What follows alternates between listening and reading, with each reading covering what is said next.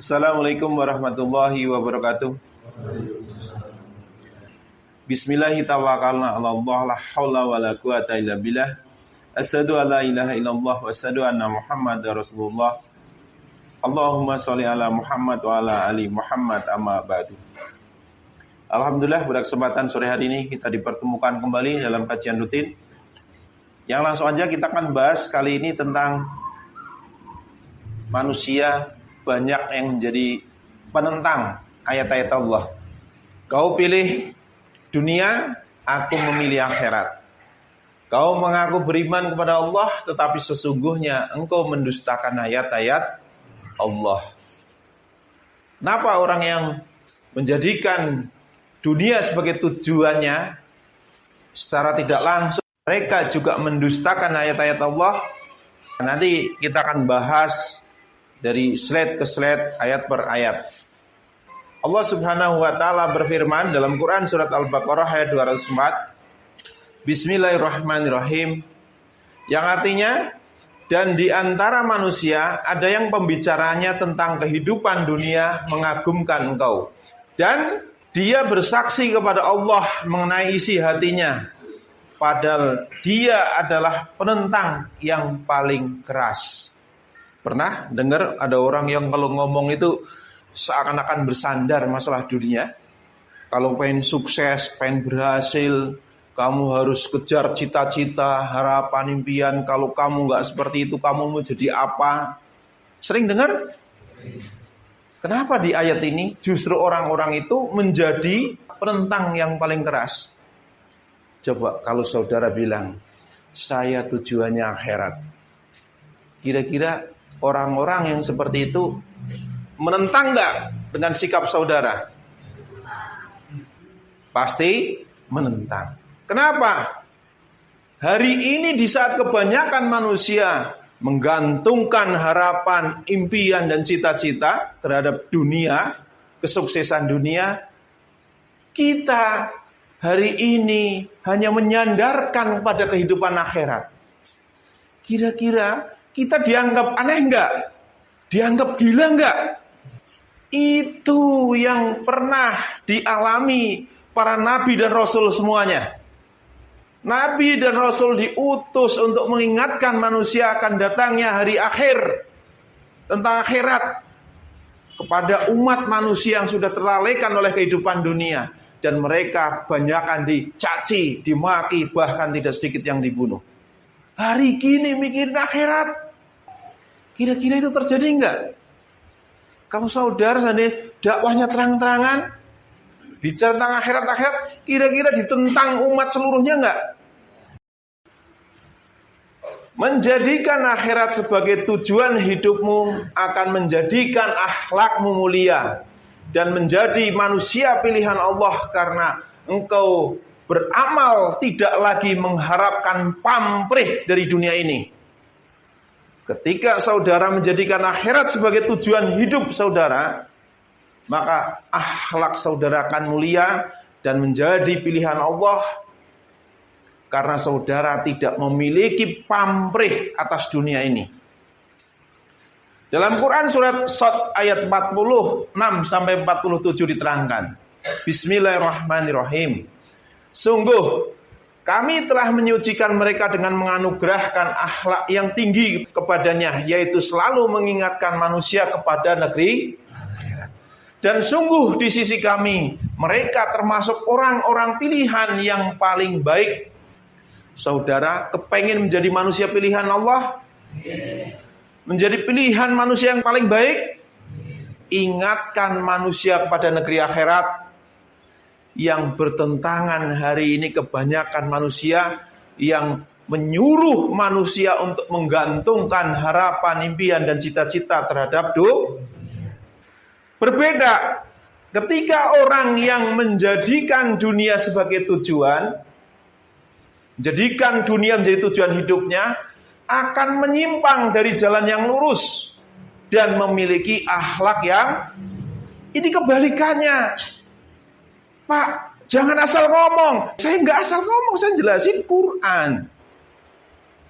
Ayatnya di dalam Quran surat An-Nahl ayat 60 diterangkan, Bismillahirrahmanirrahim. Bagi orang-orang yang tidak beriman pada kehidupan akhirat mempunyai sifat yang buruk, dan Allah mempunyai sifat yang maha tinggi dan Dia maha perkasa, maha bijaksana.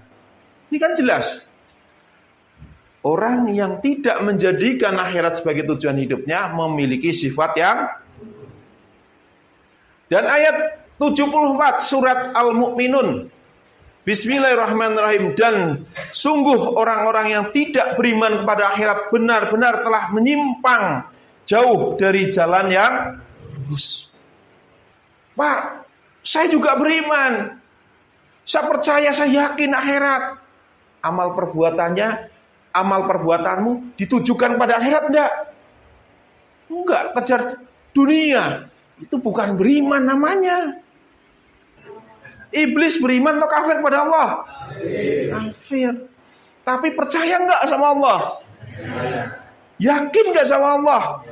Bahkan dia pernah di hadapan Allah, disejajarkan dengan para. Kenapa dia dikatakan kafir? Karena tidak. Saudara, apa artinya yakin percaya terhadap akhirat kalau tujuan hidup saudara dunia? Dunia akan sirna, akan kiamat, akan musnah. Karena dunia ini sifatnya fana, sementara. Andai pun belum sirna, engkau pasti akan tetap terlebih dahulu meninggalkan dunia. Yakin gak saudara? Yakin. Siapa yang gak yakin akan mati? Ada gak di sini? Saya akan hidup selamanya. Begitu, ada gak? Saya nggak percaya kiamat, nggak percaya kiamat pun saudara tetap akan. Apapun alasanmu dalam kau memiliki, walau dengan dalil mobil di garasi bukan di hati, hartamu di bank bukan di hatimu, ataupun tanganmu di tanganmu, tetapi ketahuilah bahwa hatimu tidak akan pergi sendiri mencari mobil ataupun perhiasan dunia, namun melalui kaki tanganmu. Jadi orang-orang yang percaya terhadap akhirat, orang-orang yang menjadikan akhirat sebagai tujuannya, dia lebih zuhud, memilih hidup zuhud daripada hidup bergelimang. Ada orang bilang, saya zuhud, saya mobil mewah, rumah mewah. Itu kan cuma di tangan, di dalam garasi, di dalam bank. Hati saya nggak memiliki. Kata siapa? Kaki tanganmu adalah perpanjangan dari hatimu. Kaki tanganmu adalah budak hatimu. Kalau hatimu tunduk pada Allah, kaki tanganmu tunduk pada Allah. Kalau hatimu menentang Allah, kaki tanganmu pun akan menentang Allah. Jadi orang yang lebih memilih kehidupan dunia daripada memilih kehidupan akhirat, sementara dia mengetahui dalil-dalil ini, dia beranggapan mobil kan cuma di garasi, cuma di tangan, uang juga di bank, saya nggak memiliki. Giliran hilang sedikit teriak-teriak, giliran ada yang mau ngambil dikit marah-marah, giliran ada orang minta sedekah kikir. Maka di dalam Quran surat Al-Baqarah ayat 86 diterangkan, mereka itulah orang-orang yang membeli kehidupan dunia dengan kehidupan akhirat, maka tidak akan diringankan azabnya dan mereka tidak akan ditolong. Sekarang pertanyaannya, Pak, kita boleh nggak kaya? Kalau orang kaya pasti kikir. Orang kaya pasti, kalau dia memang benar-benar menjadikan akhirat sebagai tujuannya, nggak bakalan kaya. Hartanya dibelanjakan di jalan Allah, nggak cuma ditelan doang. Kita lanjut. Cinta dunia akar dari segala perbuatan dosa, dan perbuatan dosa adalah akal dari kerusakan akhlak. Maka di dalam sebuah riwayat diterangkan cinta dunia adalah pangkal dari semua perbuatan dosa. Maka Allah menunjukkan pada kita dua jalan, yaitu negeri dunia dan negeri. Saudara pilih dunia atau pilih akhirat? Saudara pilih negeri hari ini atau negeri akhirat nanti? Kalau saudara pilih negeri dunia hari ini, perjuangkan, gunakan waktu untuk mengumpulkan harta bendamu, gapailah cita-citamu, gapailah impianmu. Semoga Allah meridhoi saudara dan saudara kaya raya, nggak sengsara di dunia. Karena apa? Orang yang menjadikan dunia sebagai tujuannya, di akhirat nggak dapat apa-apa kecuali neraka. Itu jelas dalam Quran surat Hud ayat 15-16 terangkan jelas. Maka kalau saudara menjadikan dunia sebagai tujuannya, saya berdoa semoga kalian sukses, kaya raya di dunia. Daripada setengah-setengah, di dunia sengsara, di akhirat sengsara. Dan kami telah menunjukkan kepadanya dua jalan. Quran surat Balad ayat 10. Terus surat Ghafir ayat 39.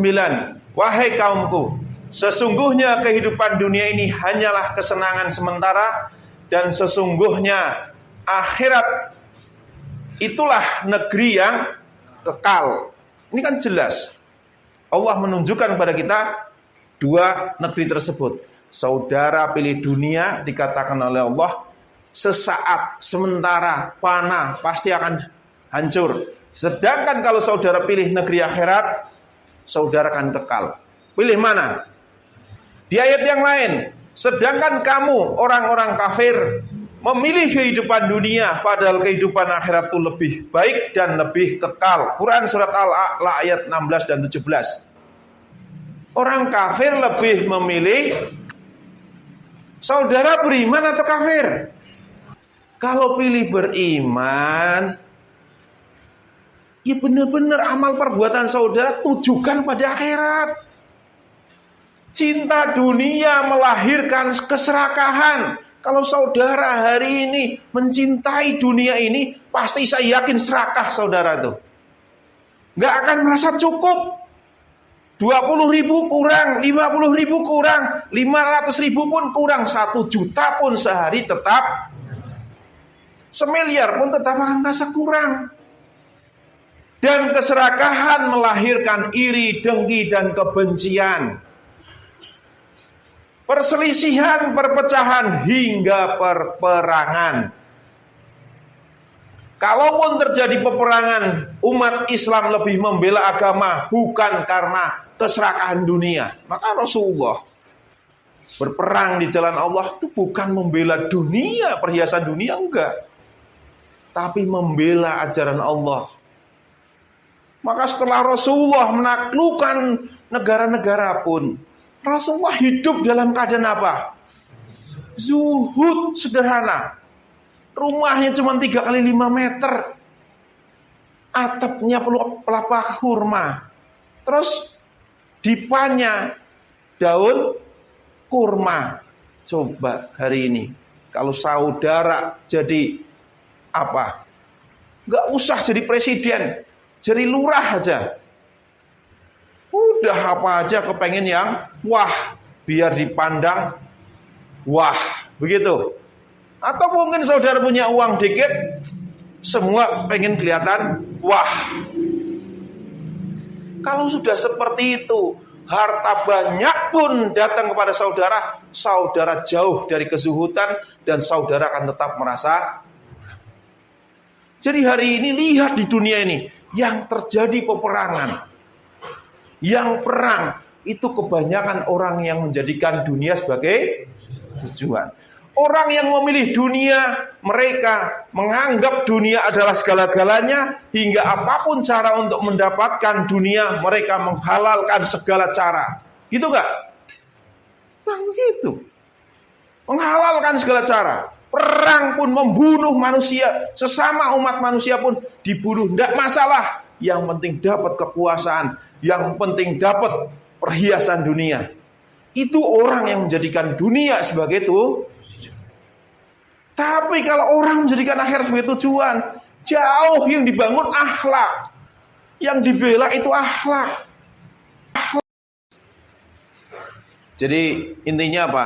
Cinta dunia pangkal dari segala perbuatan dosa. Kenapa demikian? Makanya hari ini orang bicara lebih pertimbangannya kesejahteraan, kebaikan, itu segala macam. Sekarang jangankan bicara tentang umat yang jamak, yang banyak. Kita bicara tentang sebuah keluarga. Gara-gara rebutan warisan, itu tidak sedikit orang yang bunuh-bunuhan. Antara anak dan anak, anak sama orang tua. Itu banyak sampai bunuh-bunuhan. Apalagi bicara tentang umat yang lain. Ini antara keluarga saja, antara orang tua dan anak aja sampai seperti itu. Kenapa? Cinta dunia. Maka kalau hari ini saudara menjadikan dunia sebagai tujuannya, Allah akan mencerai-beraikan keluarga saudara. Allah akan mencerai-beraikan kepentingan saudara. Kita akan berkaca pada sejarah.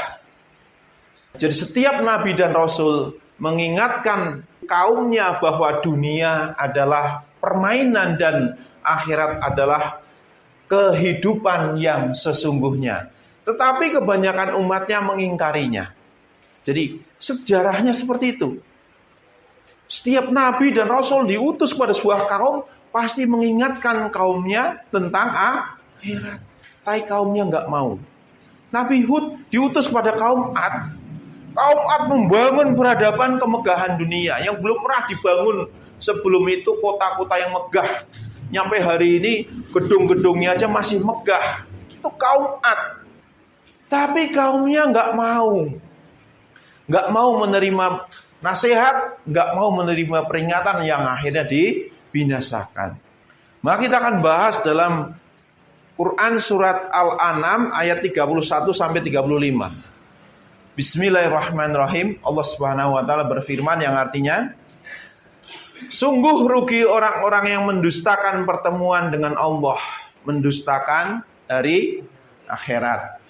Sehingga apabila kiamat datang pada mereka secara tiba-tiba, mereka berkata, alangkah besarnya penyesalan kami terhadap kelalaian kami tentang kiamat itu. Manusia lalai. Kenapa lalai? Diterangkan di surat At-Takasur, manusia kan lalai itu karena apa? Bermegah-megahan. Ini juga sama. Sambil mereka memikul dosa-dosa di atas punggungnya. Alangkah buruknya apa yang mereka pikul itu. Ini orang lalai pada akhirnya akan memikul dosa-dosa mereka. Dan kehidupan dunia ini hanyalah permainan dan senda gurau. Sedang negeri akhirat sungguh lebih baik bagi orang-orang yang bertakwa. Tidakkah kamu mengerti? Ini Nabi dan Rasul memperingatkan umatnya akan dunia yang sifatnya sementara, yang pasti akan binasa. Maka jangan menjadikan tumpuan harapan ataupun cita-cita. Terus lanjutan, sungguh kami telah mengetahui bahwa apa yang mereka katakan itu menyedihkan hatimu Muhammad. Janganlah bersedih hati karena sebenarnya mereka bukan mendustakan engkau, tetapi orang zalim itu mengingkari ayat-ayat. Rasulullah memperingatkan akhirat dunia itu sementara. Rasulullah menyampaikan berdasarkan ayat yang dia terima, berdasarkan wahyu. Kemudian orang-orang mendustakan Rasulullah, yang artinya sama dengan mendustakan Allah. Begitupun hari ini saya membacakan kepada saudara ayat-ayat Allah yang ketika saudara mengingkari pun sama dengan saudara mengingkari ayat-ayat Allah. Terus lanjutannya, sesungguhnya rasul-rasul sebelum engkau pun telah didustakan, tetapi mereka sabar terhadap pendustaan dan penganiayaan yang dilakukan terhadap mereka, sampai datang pertolongan kami kepada mereka, dan tidak ada yang dapat mengubah kalimat ketetapan Allah, dan sungguh telah datang kepadamu sebagian dari berita Rasul itu. Dan jika keberpalingan mereka terasa berat bagimu Muhammad, maka sekiranya engkau dapat membuat lubang di bumi atau tangga ke langit, lalu engkau dapat mendatangkan mukjizat pada mereka, maka buatlah Dan sekiranya Allah menghendaki, tentu Dia jadikan mereka semua mengikuti petunjuk. Sebab itu janganlah sekali-kali engkau termasuk orang-orang yang bodoh. Nah, ini nasihat Allah pada Rasulnya. Jadi ketetapan Allah nggak bisa dirubah. Di mana seandainya Allah berkehendak, manusia seluruhnya akan diberi petunjuk. Tetapi amal perbuatan manusialah yang ditimbang, yang menjadikan sebab-sebab seseorang mendapat petunjuk atau siapa yang hari ini kepengen sesat, banyaklah berbuat kekafiran. Siapa yang hari ini kepengen dapat hidayah, perbanyak amal soleh. Jadikan amal perbuatanmu untuk akhiratmu, jangan untuk duniamu. Sehingga ketika saudara ditimpa suatu penderitaan, kemelaratan sekalipun, saudara yakin bahwa amal perbuatan saudara yang saudara tunaikan itu bukan di dunia saudara memetiknya, tapi di akhirat. Banyak nabi dan rasul mengingatkan kaumnya kepada negeri akhirat, tetapi mereka didustakan dan dibunuh. Ini dalam Quran surat Al-Baqarah ayat 87 sampai 88 juga diterangkan. Kalau tadi bicara tentang sejarah, kebanyakan rasul-rasul juga mengingatkan manusia kepada negeri akhirat. Bismillahirrahmanirrahim. Dan sungguh kami telah memberikan kitab Taurat kepada Musa, dan kami susulkan setelahnya dengan rasul-rasul. Dan kami telah memberikan kepada Isa putra Maryam bukti-bukti kebenaran, serta kami memperkuat dia dengan Ruhul Kudus, Jibril. Mengapa setiap rasul yang datang kepadamu membawa suatu pelajaran yang tidak kamu inginkan? Kamu menyombongkan diri, lalu sebagian kamu dustakan dan sebagian kamu bunuh. Dan mereka berkata, hati kami tertutup. Tidak, Allah telah melaknat mereka itu karena keingkaran mereka, tapi sedikit sekali mereka beriman. Jadi alasan kenapa nabi-nabi rasul mengingatkan umatnya, kebanyakan dimusuhi, didustakan, dibunuh, dikatakan gila, dihina. Karena apa? Kebanyakan diutus orang miskin. Sedangkan manusia tolak ukur kasta, derajat, bangsawanan itu dari harta benda dunia, perhiasan dunia. Semakin banyak saudara memiliki harta, saudara akan dihargai, akan dibangsawankan. Tapi kalau di sisi Allah tidak ada. Derajat yang paling tinggi di antara kita adalah orang yang paling bertakwa kepada Allah. Di ayat lain, Quran surat Furqan ayat 20 dan 21. Bismillahirrahmanirrahim. Dan kami tidak mengutus rasul-rasul sebelum Muhammad, melainkan mereka pasti memakan makanan dan berjalan di pasar-pasar. Dan kami jadikan sebagian kamu sebagai cobaan sebagian yang lain. Maukah kamu bersabar? Dan Tuhanmu maha melihat. Dan orang-orang yang tidak mengharapkan pertemuan dengan kami di akhirat berkata, mengapa bukan para malaikat yang diturunkan kepada kita? Atau mengapa kita tidak melihat Tuhan kita? Sungguh mereka telah menyombongkan diri. Mereka benar-benar telah melampaui batas dalam melakukan kezaliman. Di sini juga terangkan, orang yang gak percaya dengan akhirat itu juga mendustakan Rasul. Kenapa Rasul-Rasul itu diutus juga jalan-jalan di pasar, juga makan makanan? Itu banyak ayat-ayat yang menerangkan seperti itu. Jadi Nabi dan Rasul diutus itu di kalangan manusia biasa. Kalaupun mereka memiliki mukjizat, itu adalah perbuatan Allah. Jadi semua Nabi dan Rasul kebanyakan semuanya mengingatkan manusia tentang akhirat. Tetapi manusia kebanyakan mengingkari. Rasul-rasul, nabi-nabi mengingatkan manusia kepada negeri, tapi kebanyakan kaumnya mengingkarinya. Kita belajar pada sebuah kaum yang melepaskan diri dari ayat-ayat Allah dan memilih kehidupan dunia. Yaitu siapa? Bani Israel. Maka dalam Quran surat Al-A'raf ayat 175 sampai 176 diterangkan, Bismillahirrahmanirrahim. Dan bacakanlah Muhammad kepada mereka berita orang yang telah kami berikan ayat-ayat kami kepadanya. Ini Bani Israel diberikan Taurat. Kemudian dia melepaskan diri dari ayat-ayat itu. Jadi Taurat juga isinya akhirat, bicara tentang akhirat-akhirat. Tapi mereka melepaskan diri dari akhirat, melepaskan diri dari ayat-ayat itu. Lalu dia diikuti oleh setan sampai ia tergoda. Maka jadilah dia termasuk orang yang sesat, gara-gara lebih memilih dunia. Dan sekiranya kami menghendaki, niscaya kami tinggikan derajatnya dengan ayat-ayat itu. Padahal kalau Bani Israel mau, Allah akan meninggikan derajatnya dengan ayat-ayat Taurat tersebut. Tetapi Bani Israel ini lebih tidak memilih ayat-ayat tersebut. Dia mengingkarinya, bahkan merubah. Tetapi dia cenderung kepada kehidupan dunia dan mengikuti keinginannya yang rendah. Maka perumpamannya seperti anjing, jika kamu menghalaunya dijulurkan lidahnya, dan jika kamu membiarkannya ia pun menjulurkan lidahnya juga. Demikianlah perumpamaan orang-orang yang mendustakan ayat-ayat kami. Maka ceritakanlah kisah-kisah itu agar mereka berpikir.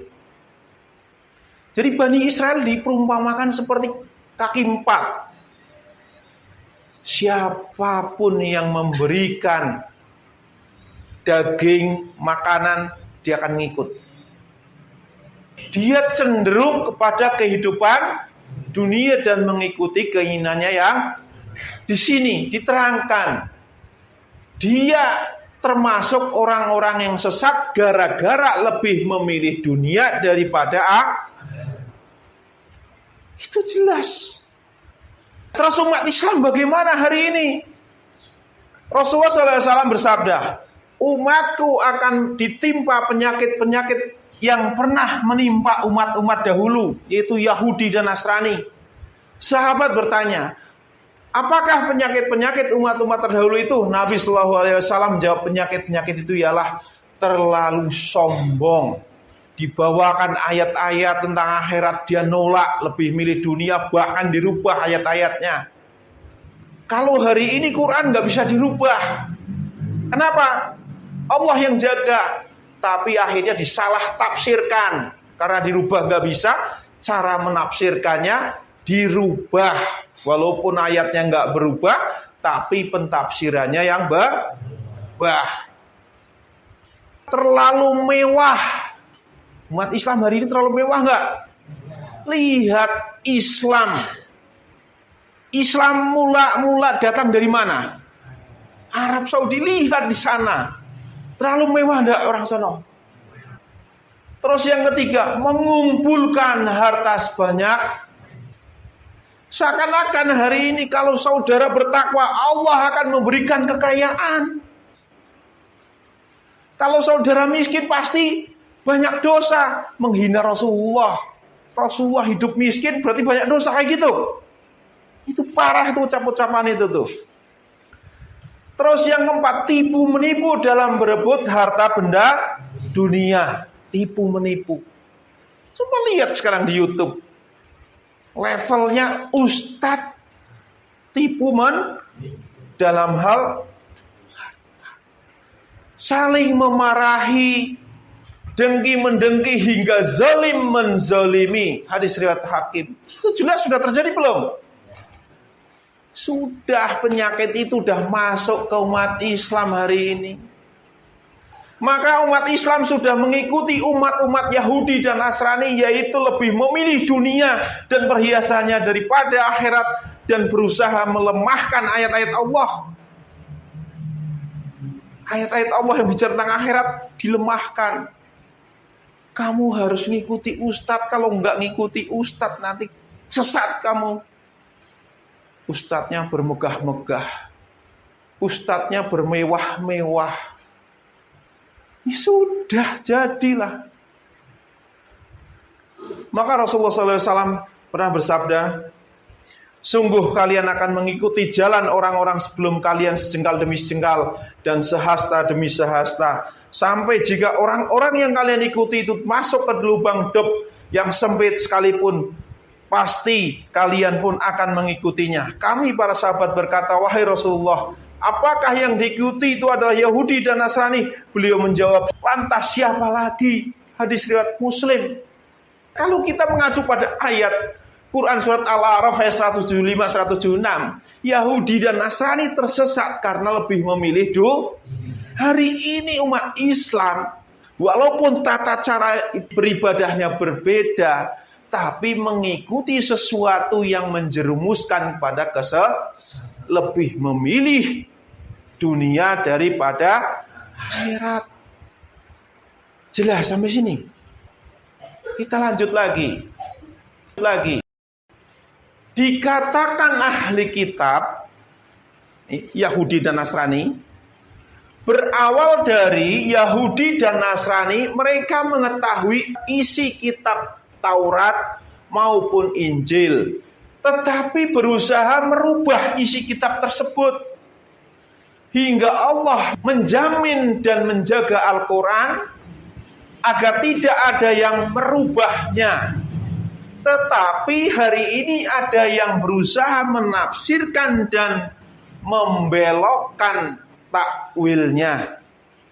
Memang Quran nggak bisa dirubah, tapi tafsirnya tetap bisa berubah. Sekarang tafsir banyak nggak? Maka kalau Quran yang istilahnya tafsir Jalalain terus segala macam, itu masih dalam kurung apa itu lebih memudahkan kita dalam memahami. Tapi ada orang yang mentafsirkannya tuh yang dalam satu ayat diterangin sampai panjang, tapi bertentangan dengan ayat yang lainnya. Nanti kita bahas ada ayat-ayat selanjutnya. Surat Al-A'raf ayat 169, Allah Subhanahu wa taala berfirman, bismillahirrahmanirrahim. Maka setelah mereka datanglah generasi yang jahat yang mewarisi Taurat. Ini masih bercerita tentang Bani Israel yang mengambil harta benda dunia yang rendah ini sebagai ganti akhirat. Lalu mereka berkata, kami akan diberi. Itu Bani Israel sudah mengambil perhiasan dunia, tapi masih bilang kami akan diberi syafaat. Padahal kan jelas ayat awalnya, Allah menunjukkan kepada kita dua jalan, dunia atau akhirat. Nah kalau sudah milih dunia pasti nggak dapat akhirat. Nah ini sudah milih dunia, tapi kok masih bilang kami akan diberi ampun. Dan kelak jika harta benda dunia datang kepada mereka sebanyak itu pula, niscaya mereka akan mengambilnya juga. Tetap serakah. Bahwa nanti begitu harta benda dunia datang sebanyak itu lagi, akan diambilnya juga. Bukankah mereka sudah terikat perjanjian dalam kitab Taurat bahwa mereka tidak akan mengatakan terhadap Allah kecuali yang benar, padahal mereka telah mempelajari apa yang tersebut di dalamnya. Negeri akhirat itu lebih baik bagi mereka yang bertakwa, maka tidakkah kamu mengerti? Nah, ini kepada Bani Israel dikatakan seperti itu. Padahal Bani Israel sudah terikat dengan Taurat di dalamnya. Isinya itu akhirat, bimbingan menuju akhirat. Tapi mereka lebih cenderung kepada dunia dan mengikuti keinginan yang rendah. Maka ditekankan di akhir ayat tersebut, negeri akhirat itu lebih baik bagi mereka yang bertakwa. Seorang umat Islam sudah mengikuti, sudah belum? Maka hari ini banyak aliran-aliran. Umat Islam akan terpecah menjadi 73 golongan. 72 akan masuk neraka, hanya satu golongan yang masuk jannah. Itu disepakati oleh semua golongan, hadis yang sahih. Berarti yang masuk jannah hanya satu. Terus di keterangan hadis riwayat Ahmad, 72 golongan adalah ahlul ahwa, ahli hawa, pengikut hawa nafsu, beragama tetapi mengikuti hawa nafsu. Jadi Allah Subhanahu wa taala berfirman, Bismillahirrahmanirrahim, katakanlah Muhammad, wahai ahli kitab, mengapa kamu menghalang-halangi orang-orang yang beriman dari jalan Allah? Kamu menghendaki jalan Allah bengkok, padahal kamu menyaksikan dan Allah tidak lengah terhadap apa yang kamu kerjakan. Quran surat Ali Imran ayat 99. Ini ahli kitab Bani Israel, yaitu Yahudi dan Nasrani, berusaha membelokkan ayat-ayatnya, ganti ayat-ayatnya agar jalan Allah itu bengkok. Dan mereka menjadikan agama sumber bisnis. Sekarang lihat di Eropa di sana. Orang Nasrani hidup dengan agamanya saja sudah berat. Karena apa? 10% dari pendapatannya harus disetorkan kepada gereja. Makanya banyak gereja-gereja yang ditinggalkan di sana. Yahudi juga sama. Umat Islam sama. Banyak golongan yang memaksa umatnya. Bismillahirrahmanirrahim. Allah yang memiliki apa yang ada di langit dan apa yang di bumi. Celakalah bagi orang yang ingkar kepada Tuhan karena siksaannya sangat berat, yaitu orang yang lebih menyukai kehidupan dunia daripada kehidupan akhirat dan menghalang-halangi manusia dari jalan Allah dan menginginkan jalan yang bengkok. Mereka itu berada dalam kesesatan yang jauh. Quran surat Ibrahim ayat 2 dan jadi apa di sini terangkan? Yaitu orang yang lebih menyukai kehidupan dunia daripada kehidupan akhirat. Ini orang yang apa? Menghalang-halangi manusia dari jalan kita, tujuannya akhirat. Mereka berusaha untuk bilang sesat agar kita itu belok lagi seperti mereka. Ayo dunia lagi. Ayo dunia lagi. Ayo jadikan dunia ini harapan, impian, cita-cita. Kita suruh berkiblat kepada dunia lagi. Agar jalan ini bengkok. Agar kita kembali ke bagaimana orang-orang yang mengejar dunia pagi, siang, malam. Pikirannya dunia, dunia, dan dunia. Saudara dagang, saudara kerja. Tujuannya itu nyari apa? Nyari duit. Duit untuk apa? Kalau sekedar untuk penghidupan, saudara nggak akan ngoyo. Tahu nggak ngoyo? Sampai akidah menjadi pertaruhan, sampai taman-taman surga dipertaruhkan. Tahu nggak taman surga? Majelis taklim yang membicarakan akhirat tentunya loh. Kalau majelis taklim bicarain dunia ya bukan taman surga di sana, taman dunia itu. Saudara membarterkan waktu demi dunia, mengorbankan taman-taman surga, mengorbankan akidah, mengorbankan kehormatan. Bagaimana itu? Bismillahirrahmanirrahim, yaitu mereka yang menghalangi dari jalan Allah dan mereka menghendaki agar jalan itu bengkok, dan mereka itulah orang yang tidak percaya adanya hari akhirat. Orang yang menghendaki dunia senantiasa menjadikan akhirat olok-olok. Agar orang-orang yang menjadikan akhirat itu kembali sebagaimana mereka. Agar jalan ini bengkok lagi. Ini Quran surat Hud ayat 19 itu jelas. Ini berhubung kait dengan ayat 15 dan 16. Kalau saudara bilang, udahlah ikut kajian Pak, itu sama aja kayak di luar sana. Sama aja. Ayat-ayatnya juga sama. Kalau saudara bilang begitu, saudara sama saja lagi menghasut orang untuk menjadikan jalan ini bengkok, dan saudara akan menanggung dosa orang-orang yang mengikuti saudara. Kalau ini benar nggak?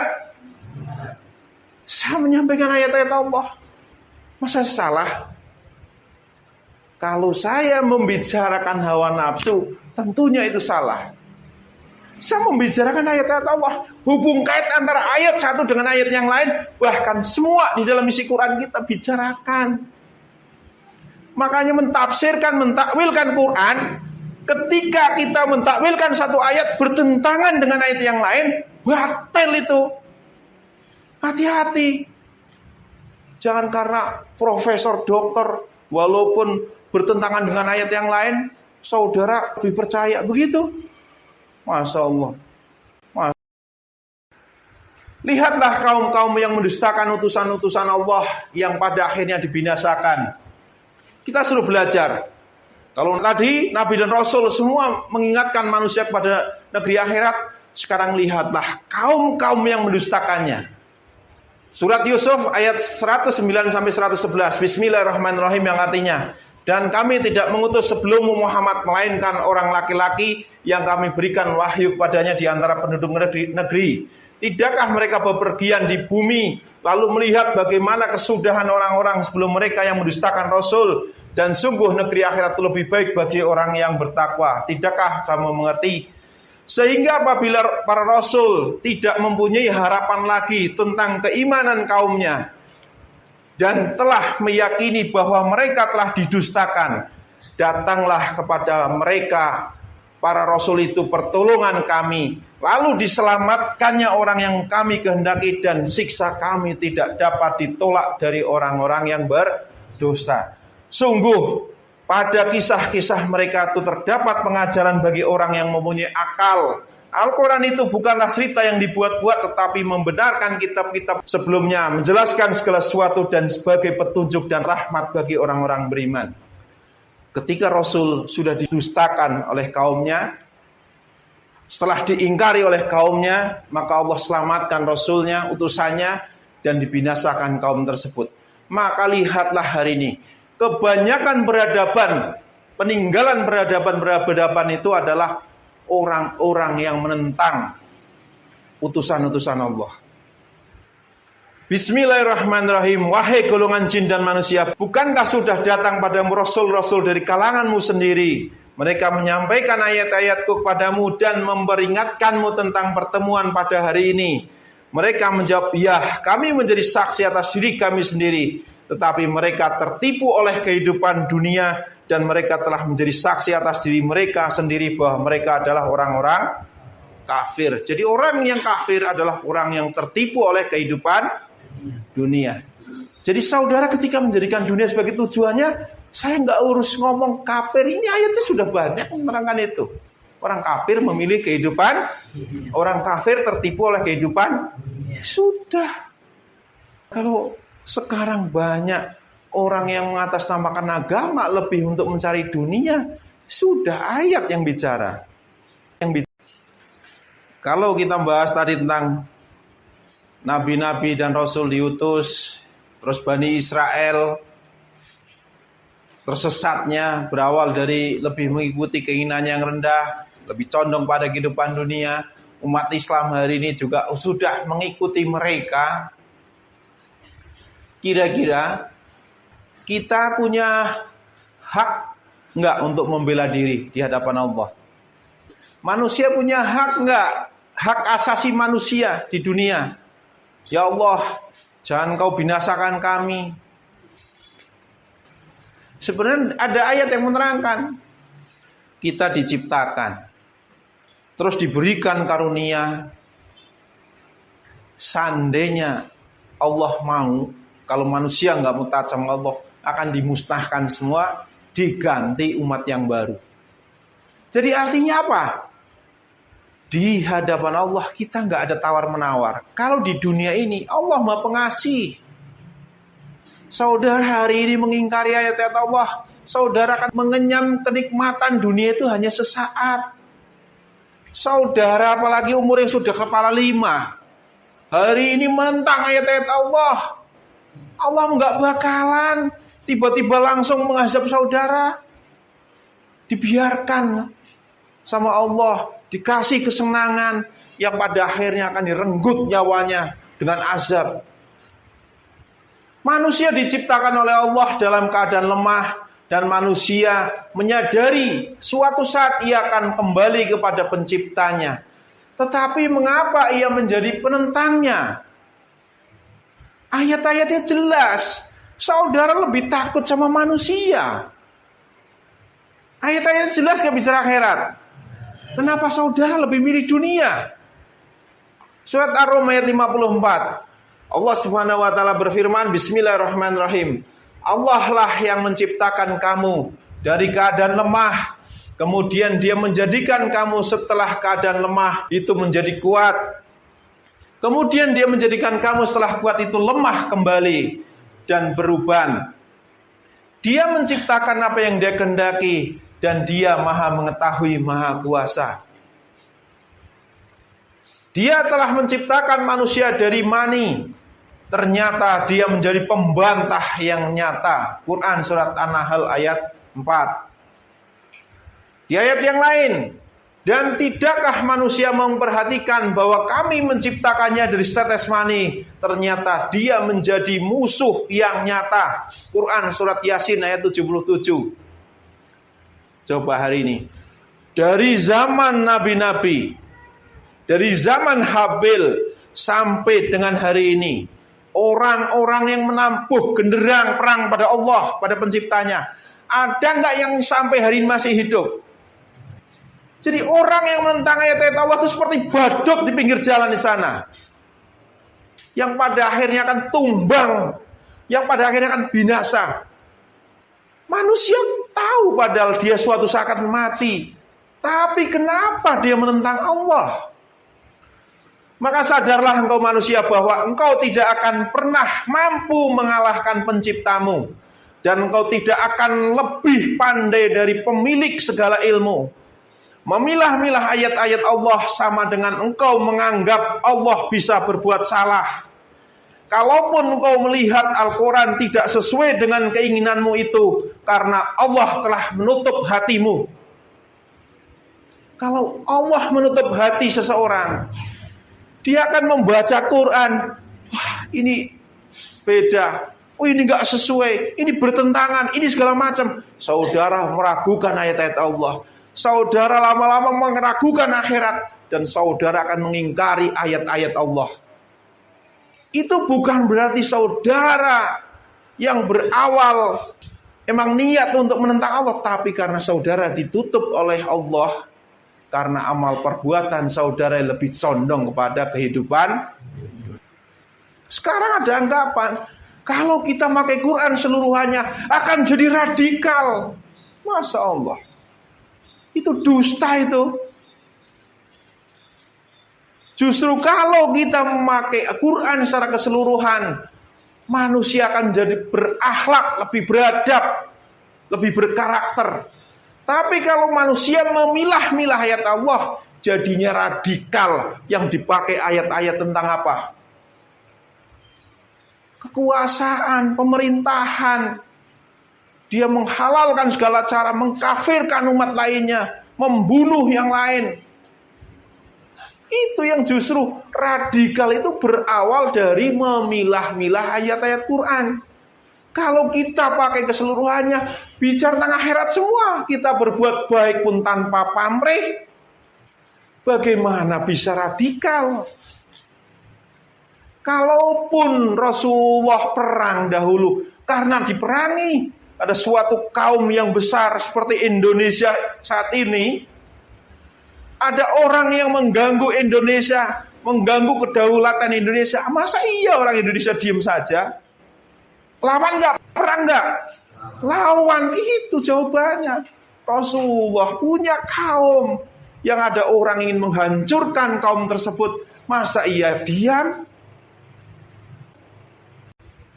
Manusia diciptakan oleh Allah yang dia diberi karunia, yaitu penglihatan, pendengaran, otak, dan hati. Tetapi karunia yang diterima dari penciptanya justru digunakan untuk menentang penciptanya. Kira-kira bagaimana kalau saudara punya pembantu, semua fasilitas dikasih, sayang, di apa betul, tahu-tahu dia menentang saudara, kira-kira apa yang saudara lakukan? Itu pun pembantu. Kalau seandainya saudara yang menciptakan, bagaimana? Allah yang menciptakan semua. Sungguh kami telah menciptakan manusia dari setetes mani yang bercampur, yang kami hendak mengujinya dengan perintah dan larangan. Karena itu kami jadikan dia mendengar dan melihat. Quran surat Al-Insan ayat 2. Tetapi dengan pendengarannya, dengan penglihatannya, dengan tangan dan kakinya, dia berusaha membelokkan ajaran Allah, membelokkan agama Allah. Itu gimana kalau begitu? Manusia berusaha menentang ayat Allah dan berusaha melemahkannya. Bismillahirrahmanirrahim. Allah Subhanahu wa taala berfirman, tetapi orang-orang yang berusaha menentang ayat-ayat kami dengan maksud melemahkan, mereka itu adalah penghuni-penghuni neraka jahim. Quran surat Al-Hajj ayat 51. Di ayat yang lain, dan orang-orang yang berusaha untuk menentang ayat-ayat kami dengan anggapan mereka dapat melemahkan, menggagalkan azab kami, mereka itu akan memperoleh azab, yaitu azab yang sangat pedih. Quran surat Saba ayat 5. Maka hari ini kalau bicara tentang ayat-ayat Allah, tinggal kita samina wa ta'na, kita dengar, kita laksanakan. Peradaban-peradaban di dunia ini kebanyakan adalah peninggalan orang-orang yang menentang Allah dan Rasul-Nya, yang mereka lebih membangun dunia yang padahal pada akhirnya peradaban yang mereka bangun tidak menyelamatkan mereka dari azab Allah. Maka lihat hari ini, coba sejarah peradaban-peradaban dunia di mana saja. Masih enggak? Dilindungi enggak sekarang? Masuk apa? Kalau situs yang dilindungi UNESCO ya, dilindungi situs-situs itu, dihidupkan lagi. Sekarang seperti itu. Kebanyakan peninggalan-peninggalan peradaban itu tuh apa?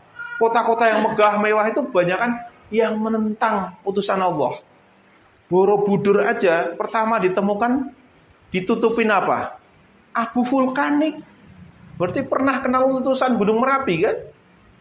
Jadi kita nggak bisa menentang Allah.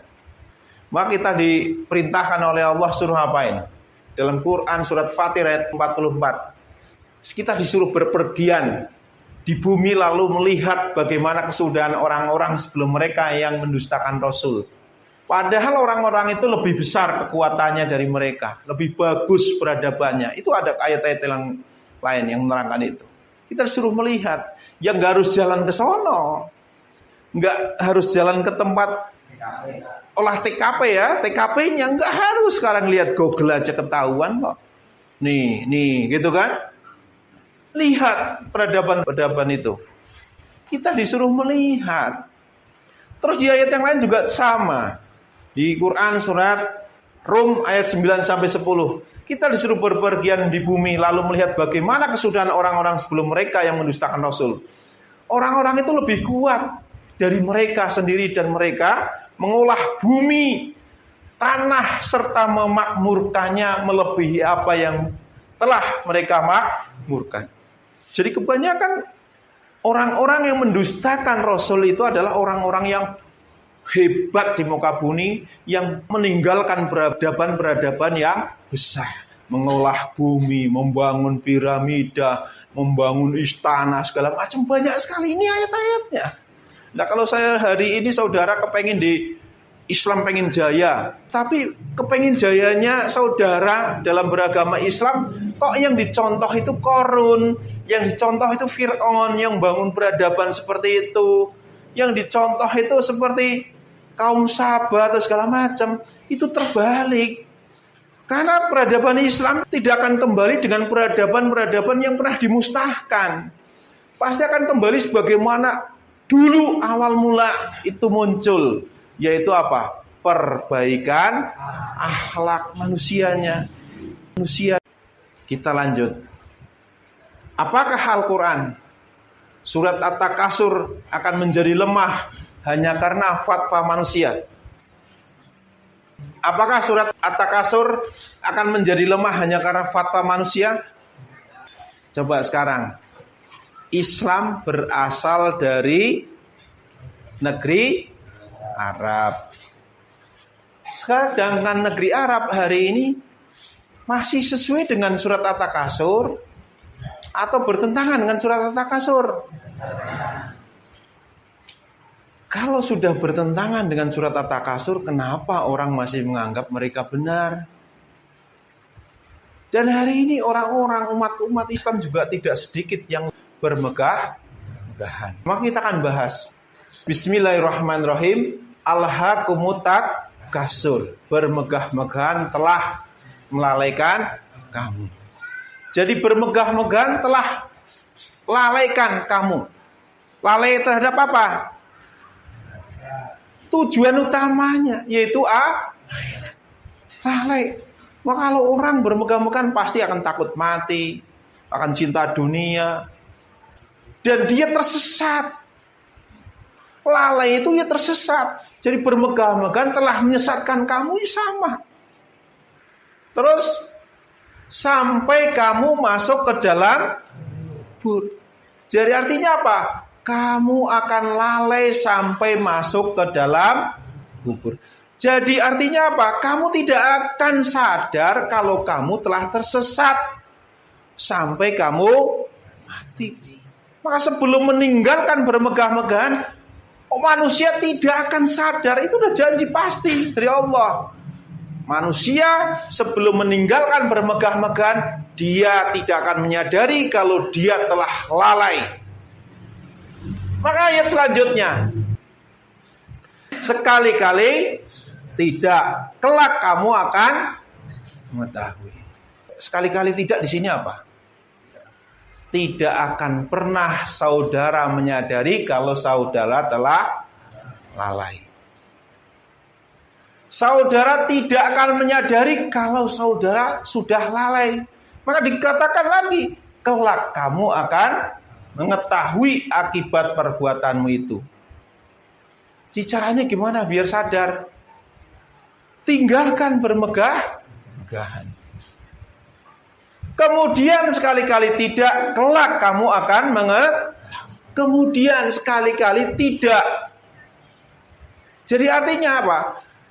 Impossible. Tidak mungkin saudara akan sadar kalau saudara telah lalai di dunia sebelum saudara meninggalkan bermegah-megahan di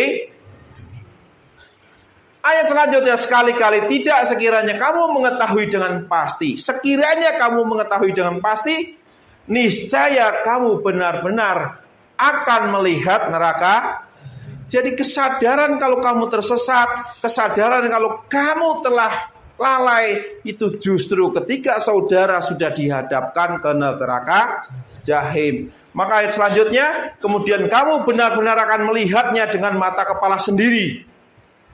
Kemudian kamu benar-benar akan ditanya pada hari itu tentang kenikmatan bermegah-megahan di. Ini kan jelas.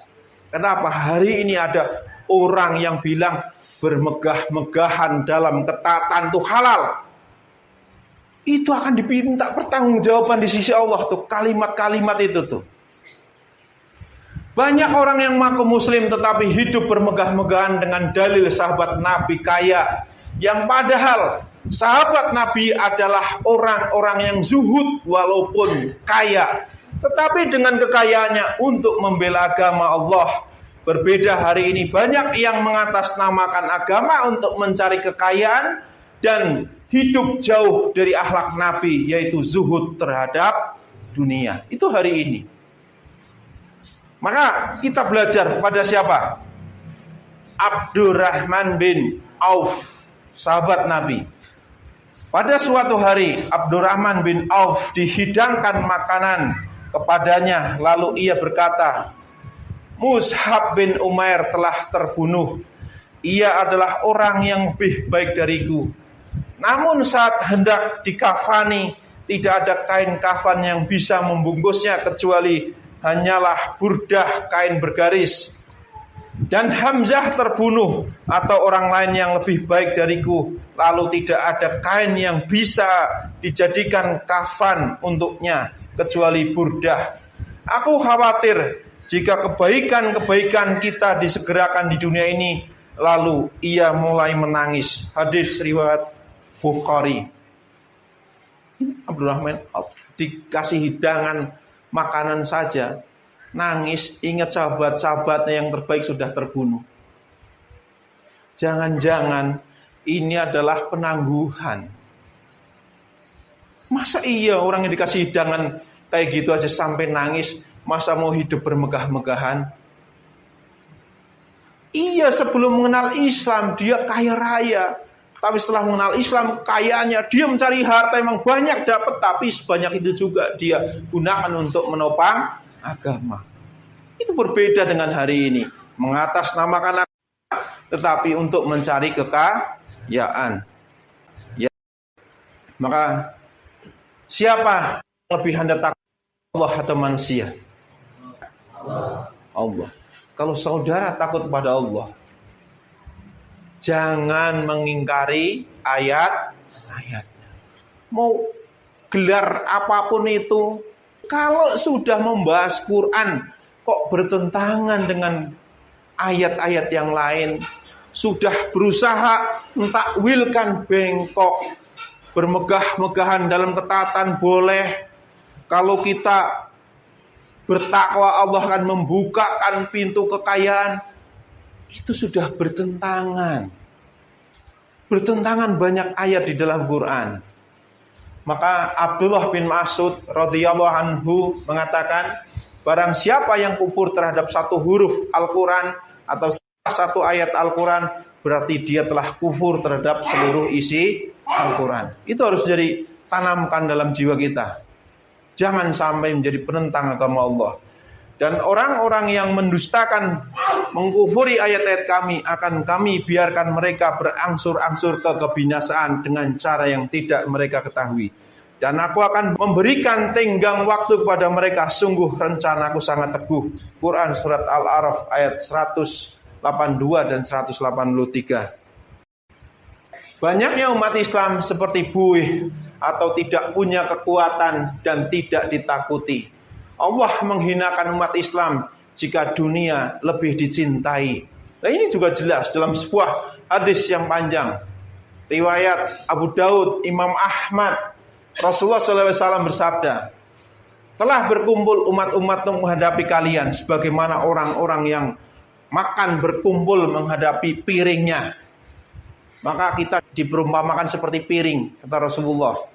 Piring bisa melawan? Hidangan bisa melawan? Enggak. Mereka berkata, apakah pada saat itu kami sedikit wahai Rasulullah? Beliau menjawab, tidak. Pada saat itu kalian banyak. Tetapi kalian seperti buih di lautan. Dan Allah akan menghilangkan rasa takut dari dada-dada musuh kalian kepada kalian. Dan Allah akan menimpakan pada hati kalian penyakit wahan.